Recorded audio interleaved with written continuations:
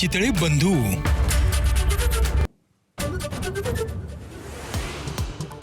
जिल्हा परिषदेतही स्वीकृत सदस्य येण्याबाबत दुरुस्ती विधेयक येण्याची शक्यता.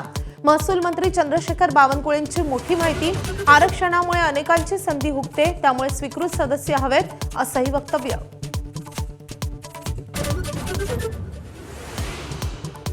राज ठाकरेंचे लवचिक राजकारण महत् करण्याचे संकेत. लवचिक भूमिका घेतली तरी ती स्वार्थासाठी नसेल. राज ठाकरेंचे संकेत. आरपार बदललेल्या राजकारणात शब्द देऊन सांगतो, पोस्ट करत वक्तव्य.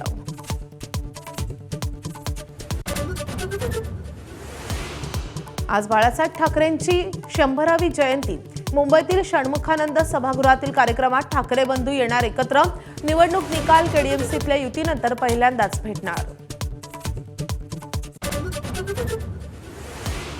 अकोल्यात भाजपला सत्तेपासून दूर ठेवण्यासाठी प्रकाश आंबेडकरांनी बांधली सर्व पक्षांची मोट.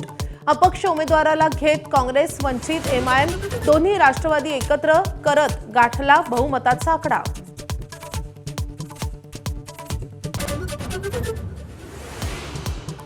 एमआयएम किंवा काँग्रेस सोबत युती केली नाही. अमरावतीच्या अचलपूरमधल्या भाजप आणि एमआयएमच्या युतीवर पालकमंत्री बावनकुळेंची माहिती. एमआयएमशी संबंध नाही, असंही वक्तव्य.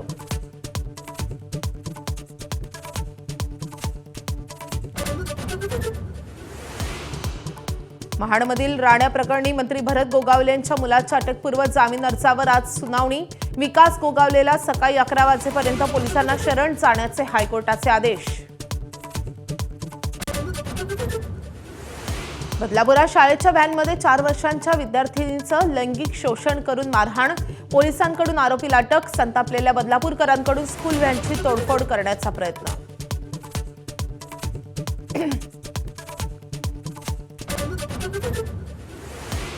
विठ्ठल रुक्मिणीचा स्वर्गीय विवाह सोहळा.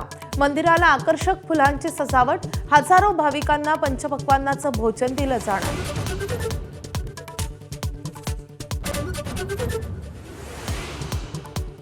वसंत पंचमीनिमित्त प्रयागराजमध्ये असंख्य भाविक दाखल. तब्बल 3.5 कोटी भाविक गंगास्नान करणार असल्याची आकडेवारी. प्रशासनाकडून जय्यत तयारी.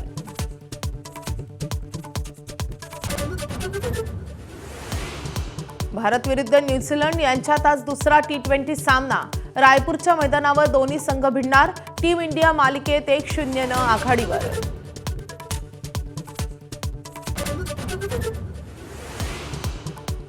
बांगलादेश अखेर T20 क्रिकेट वर्ल्ड कप मधून बाहेर.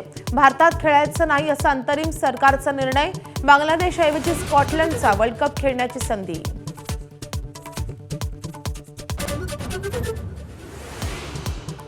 धुरंधर नंतर बहुचर्चित बॉर्डर 2 सिनेमाच्या प्रदर्शनावर 7 आखाती देशात बंदी. पाकिस्तान विरोधी चित्रपट असल्याचं सांगत आखाती देशात नो एंट्री.